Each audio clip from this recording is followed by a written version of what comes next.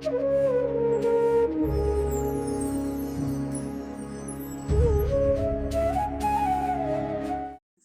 अज्ञानतिमिरान्धस्य ज्ञानाञ्जनशलाकया चक्षुरुन्मीलितं येन तस्मै श्रीगुरवे नमः।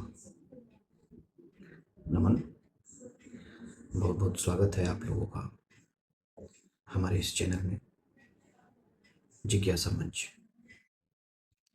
ये हमारा पहला वीडियो है और हम प्रयास करेंगे कि इस वीडियो में एक पहली बात आपके साथ की जाए, जिससे हमारी आपकी सबकी जिज्ञासा शांत हो, कुछ लोगों की जिज्ञासा जागे और मनुष्य का जो मुख्य कर्तव्य है जिज्ञासा करना, उसका ठीक ढंग से पालन हो। कम से कम मैं अपने निजी स्तर पे करूँगा और आपके साथ कुछ बातें साझा करूँगा। मैं उम्मीद करता हूँ आप सब लोग स्वस्थ होंगे, प्रसन्न होंगे, आनंद से होंगे। मित्रों, आप लोगों ने कभी फुर्सत में देखा है आसपास संसार में जितने भी लोग हैं वो किसी न किसी प्रकार के कष्ट में, दुख में, संताप में पड़े हुए हैं। गौर से देखिएगा। कोई बीमारी से परेशान है, कोई आर्थिक तंगी से परेशान है, कोई दूसरे लोगों के, जीव जंतुओं के आसपास की व्यवस्थाओं के व्यवहार से परेशान है, या फिर अचानक कोई प्राकृतिक आपदा आ जाती है, न चाहते हुए भी संसार में अशांति का माहौल बन जाता है। विभिन्न प्रकार की ऐसी आपदाएं आ जाती है जिसको हम समझ नहीं सकते। इस प्रकार से लोग निजी स्तर पे, सामाजिक स्तर पे, छोटे छोटे परिवार से लेकर के राष्ट्र और पूरे के पूरे संसार के स्तर पे किसी न किसी प्रकार के दुख से परेशान रहते हैं।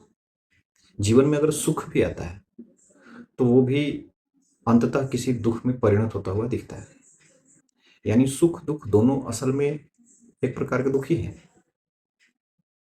सुबह उठने से लेकर के रात सोने तक हम सब लोग अपने चारों तरफ ये सुख दुख से घिरे पड़े हैं। ये जो दुख है, इस दुख के साथ हमारी अनंत लड़ाई चल रही है। बड़े बड़े विद्वानों ने इसीलिए दुख को ही संसार का सार कहा है। बौद्ध दर्शन तो टिका ही इसी बात पे है कि असल में ये पूरा का पूरा संसार दुखमय ही है। उनका पहला आर्य सत्य ही है कि दुख है। लेकिन हम सब चाहते तो सुख है, शांति है, चाहते हैं कि दुखों का आत्यंतिक नाश हो जाए, हमारे जीवन में दुख न हो, या फिर जीवन के बाद भी कोई दुख न हो। अगर हो सके तो हमें अनंत जीवन की प्राप्ति हो जाए, लेकिन ये हो नहीं सकता। ये तकलीफें हमारा पीछा ही नहीं छोड़ती। शरीर में तकलीफ है, आसपास की चीज़ों में और लोगों में तकलीफ है, या फिर कभी कभी किसी ऐसी चीज़ में तकलीफ है जिसे हम बयान नहीं कर सकते, जिसकी व्याख्या नहीं कर सकते। हमारे वैदिक ऋषियों ने यही चीज़ देखा और सोच समझ के दुनिया में जितने भी प्रकार के ये दुख हैं, या यूं कहिए कि जितने भी प्रकार के सुख दुख हैं, उन सबको तीन अलग अलग कोटियों में विभाजित किया और इनका नाम रखा त्रिताप। त्रि यानी तीन, ताप यानी दुख, परेशानियां, ताप, ऐसी गर्मी जो हम बर्दाश्त नहीं कर सकते, इसी को कहते हैं त्रिताप। ये त्रिताप कौन से हैं? आज हम जिज्ञासा मंच पे इन त्रितापों की चर्चा करेंगे, जानने की कोशिश करेंगे कि असल में त्रिताप का विभाजन किस प्रकार हुआ है, क्या है ये दुख, और हमें इन्हें किस प्रकार से हल करना है ताकि हमारे जीवन में शांति हो। आइए शुरू करते हैं। रामचरितमानस में गोस्वामी तुलसीदास जी ने भगवान राम के राम राज्य का वर्णन करते हुए कहा है, दैहिक दैविक भौतिक तापा, राम राज काहू नहीं व्यापा। यानी जो तीन प्रकार के ताप हैं वो जहां किसी भी प्रकार जीवों को व्याप नहीं करते, यानी संचरित नहीं होते जीवन में, लोगों को किसी भी प्रकार से उसका कोई अनुभव नहीं होता, वही आदर्श राम राज्य है। ये एक आदर्श स्थिति है। जब तक स्वयं श्री राम आकर के राज्य ना करे तब तक राम राज्य नहीं, और जब तक राम राज्य असल में नहीं तब तक त्रिताप का नाश नहीं। यहाँ तीन प्रकार के ताप बताए गए हैं। वैदिक ऋषियों ने देखा कि हमें खुद के शरीर में, खुद के मन में, अपने ही चिंतनों से, अपने ही व्यवहार से, अपने ही कर्मों से बहुत प्रकार के सुख दुख उठाने पड़ते हैं। इससे ही हमारे ऋषियों ने आध्यात्मिक ताप का नाम दिया है। अधि जोर आत्मा, आध्यात्म। आध्यात्म का मतलब स्पिरिचुअलिटी, या जो आधुनिक लोग कहते हैं कि हम धार्मिक नहीं, हम आध्यात्मिक है, या आध्यात्म रिलीजन से ऊपर कोई अन्य वस्तु है, ऐसा कुछ नहीं है। असल में आध्यात्म एक प्रकार का दुःख है, पहले प्रकार का ताप, आध्यात्मिक ताप। हमें अपने शरीर में कभी चोट लग जाती है, कभी दर्द हो जाता है, कभी ज़्यादा थकान होती है, कभी और थकान होने से नींद आती है। फिर हम सुबह तरोताज़ा उठते हैं, हम व्यायाम करते हैं, हम भोजन करते हैं, शरीर को मजबूत, स्वस्थ और सुंदर रखने के बहुत सारे प्रयास करते हैं। ये जो भी कुछ हम कर रहे हैं, वो इसलिए कर रहे हैं कि हमारे शरीर से हमें कोई दुःख प्राप्त ना हो। और जो शरीर से हमें दुःख प्राप्त होता है, वो आध्यात्मिक कोटि का दुःख है। और हम जो कर्म इस शरीर के दुखों का शमन करने के लिए करते हैं, वही आध्यात्मिक कर्म है। और अंदर गहरे चलते हैं। शरीर के अंदर सूक्ष्म शरीर है, अन्नमय कोश, प्राणमय कोश आदि, जो हमारे शरीर को धारण करते हैं, जिनके दम पे हमारा शरीर चेतन है, जीवित है और तरह तरह के कर्म करता है। हमारी इंद्रियां, 5 ज्ञानेंद्रियां, 5 कर्मेंद्रियां, फिर हमारे अंदर की 3 इंद्रियां जिन्हें अंतःकरण कहते हैं, मन, बुद्धि, अहंकार, जो तीनों मिलके हमारा चित्त बनाता है। ये भी तो हमारे आत्मा के काम की ही चीजें हैं, जो हमें सीधे सीधे दी गई हैं। बाकी दुनिया तो हमारे व्यवहार पे निर्भर है, लेकिन ये शरीर, शरीर के अंदर के सूक्ष्म शरीर, चित्त, मन, बुद्धि, अहंकार, ये सीधे सीधे हमारे आत्मा के काम की चीजें हैं, जिन पे हमारा सीधा अधिकार नजर आता है। तो हमारे मन में जो संताप उठता है, तरह तरह के संकल्प विकल्प उठते हैं, दुख होता है, क्षोभ होता है, काम, क्रोध, लोभ, मोह, मत्सर, ये सब आध्यात्मिक कोटि के ताप है। और इनके लिए जब हम ध्यान करते हैं, योग करते हैं, ग्रंथों का स्वाध्याय करते हैं, गुरु की कृपा प्राप्त करते हैं, अनेक प्रकार से अपने मन को, चित्त को शांत करने और अपने वश में करने का प्रयास करते हैं, ये भी आध्यात्मिक कोटि के कर्म हैं। तो जो भी सुख दुख हमें अपने शरीर से और शरीर के अंदर स्थित मन, बुद्धि, अहंकार आदि से प्राप्त होता है, वही आध्यात्मिक दुख है, आध्यात्मिक ताप है। और हम इन तापों के शमन के लिए जो भी कर्म करते हैं, भोजन करने, व्यायाम करने, नींद लेने से लेकर ध्यान, जप, तप, स्वाध्याय, ये सब कुछ आध्यात्मिक कोटि के कर्म हैं। क्यों? क्योंकि ये आध्यात्मिक तापों के शमन के लिए किए जाते हैं। एक दूसरे प्रकार का ताप आता है, जिसे आधि भौतिक ताप कहा गया है। ये भौतिक संसार हमारे चारों ओर हमें नजर आ रहा है। हमारे परिवार के लोग, हमारे दोस्त, हमारा पालतू जानवर, हमारा समाज, हमारी कॉलोनी, हमारा गांव, हमारा शहर, हमारा देश, ये सब के सब मिल करके भौतिक संसार रचते हैं। अब इन सारे भौतिक संसार के सभी जीवों के द्वारा भी हमें कुछ कष्ट प्राप्त होता है। कभी कभी निर्जीव पदार्थ भी होते हैं जो हमें कष्ट प्रदान करते हैं। हम रास्ता चल रहे हैं, हमें पत्थर से ठोकर लग गई। हम कहीं जा रहे हैं, अचानक धूल उड़ के हमारे आंखों में पड़ गए। हम दूसरे लोगों से अच्छा व्यवहार एक्सपेक्ट करते थे और उनसे हमारे प्रति दुर्व्यवहार हो गया, जिसके कारण फिर वापस हमें काम क्रोध आदि हुए या ना हुए, वो फिर हमारे आध्यात्मिक कर्मों पर निर्भर करते हैं। लेकिन दुनिया भर के जीवों और वस्तुओं के द्वारा जो हमें प्राप्त होता है, वह कष्ट, वह ताप आधि भौतिक ताप कहलाता है। भौतिक संसार से प्राप्त होने वाला ताप। इसके लिए हम जो भी कर्म करते हैं, व्यवसाय करते हैं, नौकरी करते हैं, पैसे कमाते हैं, कहीं जाते हैं, किसी से मिलते हैं, कोई वस्तु खरीदते हैं, कोई वस्तु बेचते हैं, कुछ संग्रह करते हैं, कुछ परिग्रह करते हैं, ये सारे कर्म जो हम करते हैं, वो भौतिक वस्तुओं को नियंत्रण करने का प्रयास करते हैं। हम चाहते हैं कि भौतिक दुनिया की जितनी भी वस्तुएं हैं, जितने भी जीव हैं, वो हमारे अनुकूल रहें, ताकि हमें आधी भौतिक ताप की प्राप्ति ना हो। अब एक तीसरे प्रकार का ताप भी आता है, जिसे आधि दैविक ताप कहा गया है। आधि प्लस दैविक। अब इसमें दैविक शब्द है, यानी वो वस्तुएं जो हमारे जीवन पे प्रभाव डाल रही हैं, लेकिन हमें दिखाई नहीं पड़ती, हमें समझ नहीं आता। अगर दिखाई पड़ती भी है, समझ भी आता है, तो उसके कारण पता नहीं चलते। जैसे अचानक ज्वालामुखी फट गए, भूकंप आ गया, कोई धूमकेतु आके टकरा गया, या कुछ ऐसा हुआ कि अचानक मौसम बदल गया। हम तो कोई और मौसम चाहते थे हमारी खेती के प्रति, हमारे व्यवसाय के प्रति, लेकिन पूरा का पूरा वातावरण ही बदल गया, जलवायु ने इतना परिवर्तन कर दिया कि हम कुछ और चाहते थे, हो कुछ और गया। इस प्रकार की बहुत सारी चीजें हमारे आसपास घटित होती है, जिसे हम अपने आध्यात्मिक कर्मों या अन्य जीवों या वस्तुओं के भौतिक परिवर्तनों पर थोप नहीं सकते, क्योंकि हमें उनकी समझ नहीं है। ये सारे के सारे कष्ट और दुख आधि दैविक ताप कहे जाते हैं, और इस अज्ञात वस्तु को ही मनुष्य ने सदा से एक तीसरी वस्तु का नाम दिया है। यहाँ पे मैं थोड़ी देर रुकना चाहूंगा और एक बड़े ही मजे की बात आपके साथ शेयर करना चाहूंगा। मानवीय बुद्धि हमेशा से दुनिया के बारे में, अपने बारे में और सोचता है कि कोई तीसरी वस्तु भी है उसके बारे में विचार करता है। यानी हम हर प्रकार, हर समय, हर परिस्थिति में तीन वस्तुओं के प्रति ही विचार करते हैं। अपने प्रति यानी आत्मा का विचार, दुनिया के लोगों और वस्तुओं के प्रति यानी जगत का विचार, और कभी कभी हमें ऐसा लगता है कि कोई तीसरी सत्ता है जो हमारी आत्मा को और इस जगत को, दोनों को संचालित और परतंत्र रखती है।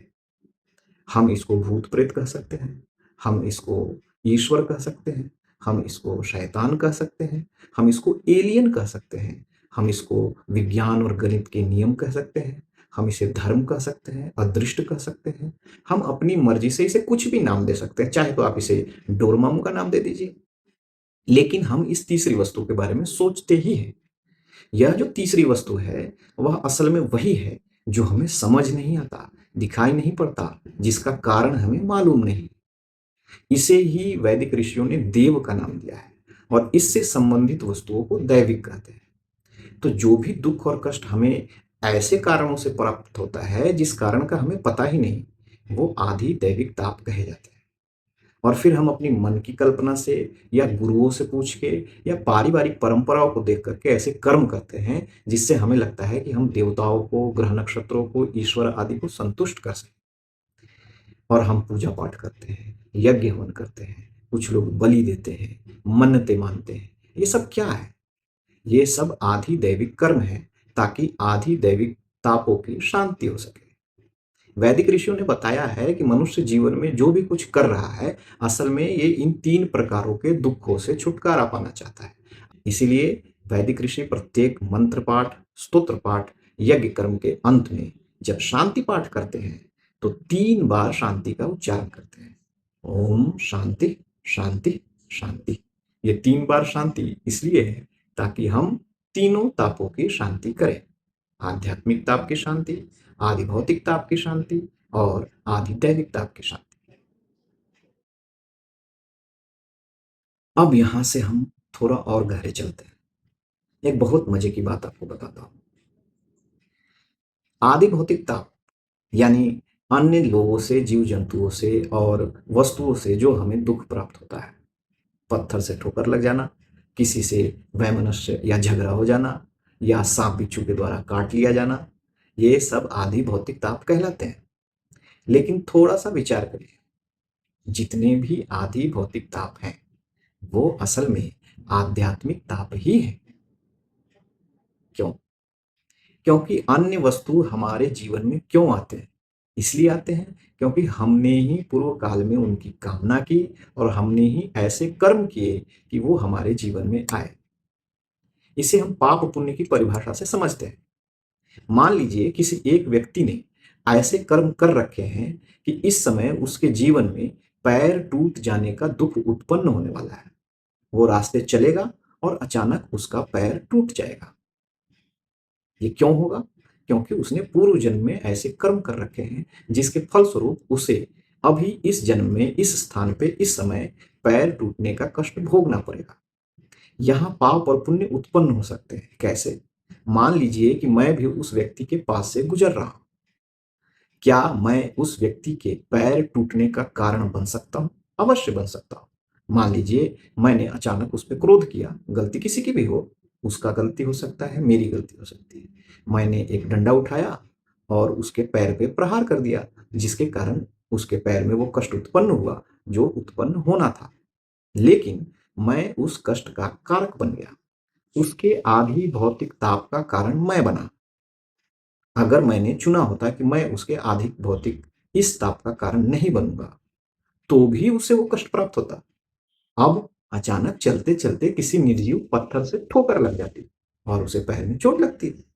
लेकिन कम से कम मैंने तो निमित्त न बनना चुना। मैं एक पाप से बच गया। लेकिन अगर मेरे सामने उसे चोट लग ही रही है, तो मैं अपने पूरे चेतना के साथ उसे ठोकर खाने से बचाने का प्रयास कर सकता हूँ।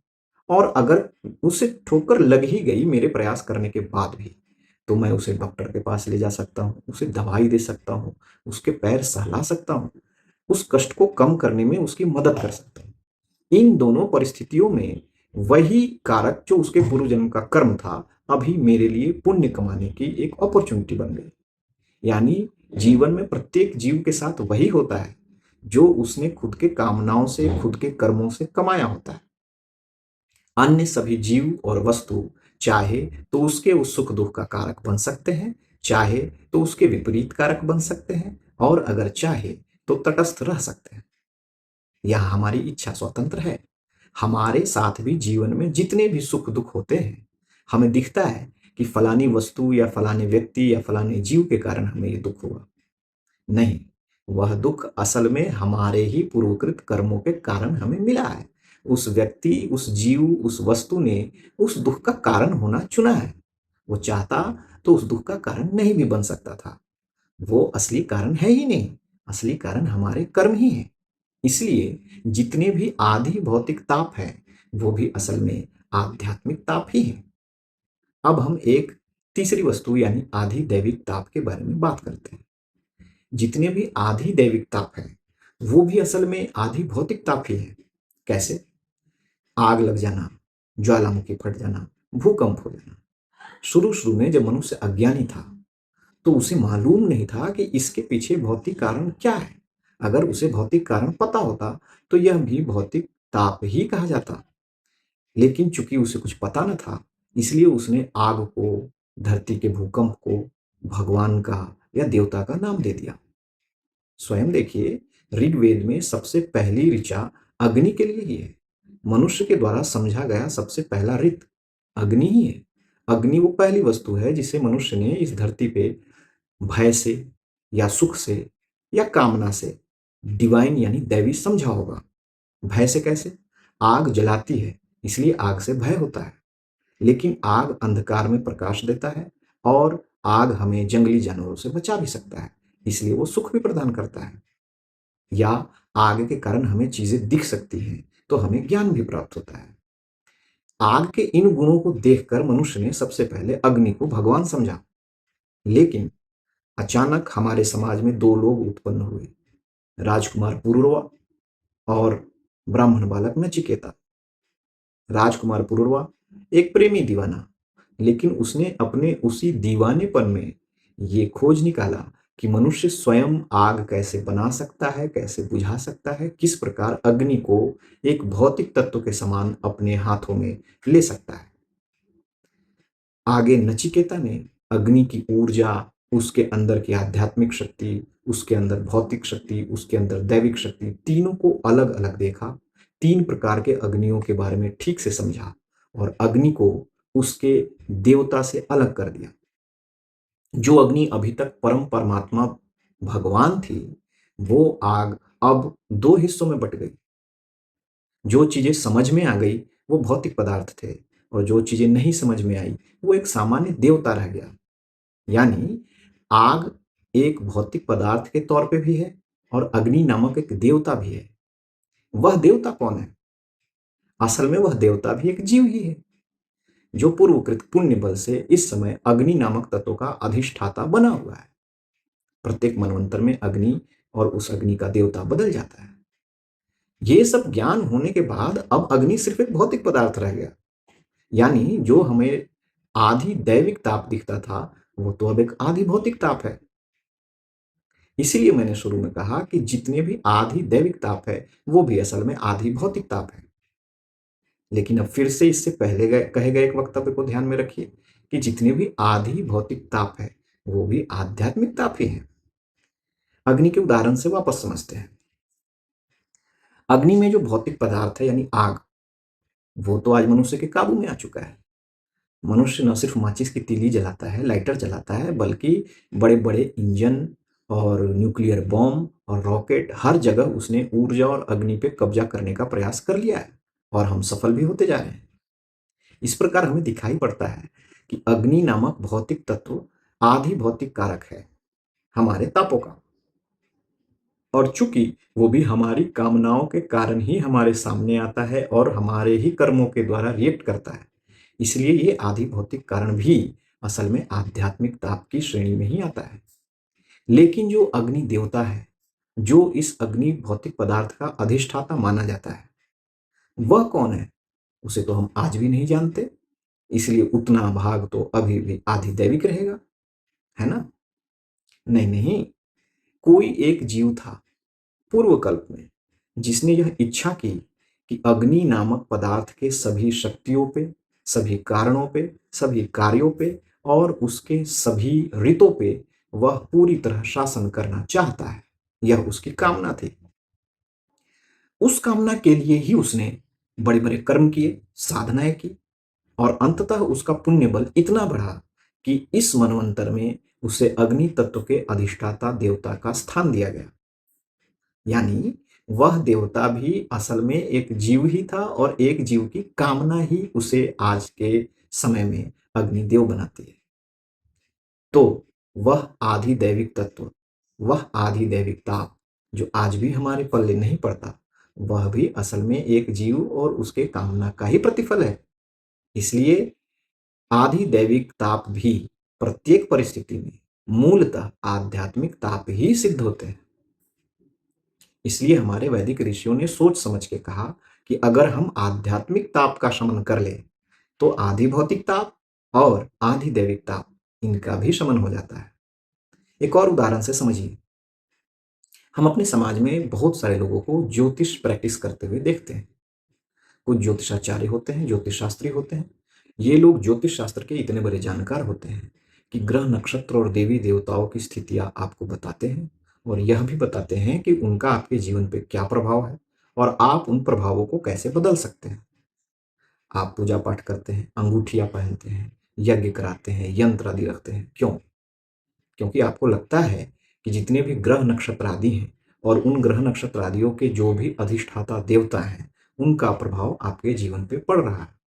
लेकिन वापस समझिए, जो भी ग्रह नक्षत्र आदि भौतिक वस्तुएं हैं और जो उनके अधिष्ठाता देवता हैं, वो निजी तौर पे आपके साथ न कोई मित्रता रखते हैं, न शत्रुता रखते हैं। यह भी असल में हमारे ही पूर्वकृत कर्म हैं, जिनके कारण हम ऐसी परिस्थिति में, ऐसे देश काल में जन्म लेते हैं जब ग्रह नक्षत्रों की वह परिस्थिति रहती है जो हमारी कुंडली बनाती है। ज्योतिष असल में देखने की क्रिया है, वेद का नेत्र है। प्रत्येक बड़े कर्म की शुरुआत में आप आंखें खोल के देखते हैं कि आपकी परिस्थिति क्या है। आपने पूर्व में जो भी कर्म किया है, जिसके कारण आप आज इस स्थिति में पहुंचे हैं कि इस नए कर्म को करें, नए जीवन को जिए, नया यज्ञ आरंभ करें, उस परिस्थिति की स्थिति को देखना, यही ज्योतिष का काम है। आंखों से देखने का ही काम होता है और ज्योतिष नेत्र ही है। जैसे क्रिकेट खिलाड़ी, बैट्समैन जब पहली बार बल्लेबाजी करने आता है और गार्ड लेता है, तो गेंद फेंके जाने से ठीक पहले वो चारों तरफ घूम करके फील्डिंग कैसी सेट की गई है ये देखता है और फिर उस फील्डिंग को देखकर अपने अगले कर्म का, यानी अपने अगले शॉट का निर्णय करता है। ये ज्योतिष में जितने भी ग्रह नक्षत्र हमारे कुंडली में बैठे दिखाई देते हैं, वो भी असल में हमारे ही पूर्वकृत कर्मों के कारण हमारे खिलाफ सेट की गई एक फील्डिंग जैसी है। हमें बस उस फील्डिंग को देखना है और अपने अगले शॉट, यानी इस जीवन में किए जाने वाले अगले कर्मों का निर्णय करना है। यह कोई अंधविश्वास करने योग्य कार्य नहीं है कि आप उन देवताओं से डरिए या उन ग्रह नक्षत्रों का भय खाइए, क्योंकि उन देवताओं को आपसे कोई निजी दुश्मनी नहीं है। वो तो परम आदर्श, परम साधु, परम वैष्णव देवता है। वो आपसे शत्रुता क्यों रखेंगे? बल्कि वो आपकी कुंडली में विशेष स्थान पर बैठकर आपको आगाह कर रहे हैं कि आपके पूर्वकृत कर्मों के कारण ये परिस्थितियां आपके जीवन में बनी है। तो असल में हर चीज के पीछे हमारे ही किए गए कर्म, हमारी ही कामनाएं काम कर रही होती हैं। इसीलिए आध्यात्मिक ताप ही मूल ताप है और आध्यात्मिक ताप के शमन के लिए जो भी कर्म किए जाते हैं, वही आध्यात्मिक कर्म है। मुझे लगता है कि मैंने अपनी बात और इस वैदिक स्वाध्याय का सार आपको ठीक से बता दिया है। अगर आपको ये विचार पसंद आए हैं, आपको ऐसा लगता है कि ये बातें आपके जीवन में, आपके स्वाध्याय में सहायक होंगी, तो इस वीडियो को ज़रूर लाइक करें। आप ऐसी और बातें सुनना चाहते हैं, ऐसे और स्वाध्याय का आनंद उठाना चाहते हैं, तो हमारे इस चैनल को ज़रूर सब्सक्राइब करें। बिल्कुल ना भूलें, क्योंकि मैं समय-समय पे अलग-अलग स्वाध्याय का, अलग-अलग विषयों का इसी प्रकार चिंतनमय वीडियो बनाता रहूँगा और इस चैनल पर डालता रहूँगा। तो सब्सक्राइब अवश्य करें, लाइक अवश्य करें, और अगर आप चाहते हैं कि आपके परिजनों में, आपके मित्रगणों में कोई 1 व्यक्ति या 10 व्यक्ति या सभी व्यक्ति इस वीडियो में कही गई बातों से लाभान्वित हो सकते हैं, तो आप उनके साथ शेयर भी अवश्य करें। मुझे पूरी आशा है कि इस वीडियो ने आपके बुद्धि का, चित्त का स्वाध्याय रूपी मनोरंजन बहुत अच्छे से किया होगा और हम सभी आगे बढ़ेंगे धर्म में, आध्यात्म में, आधि भौतिक में और आधि दैविक कार्यों में। जय श्री कृष्ण।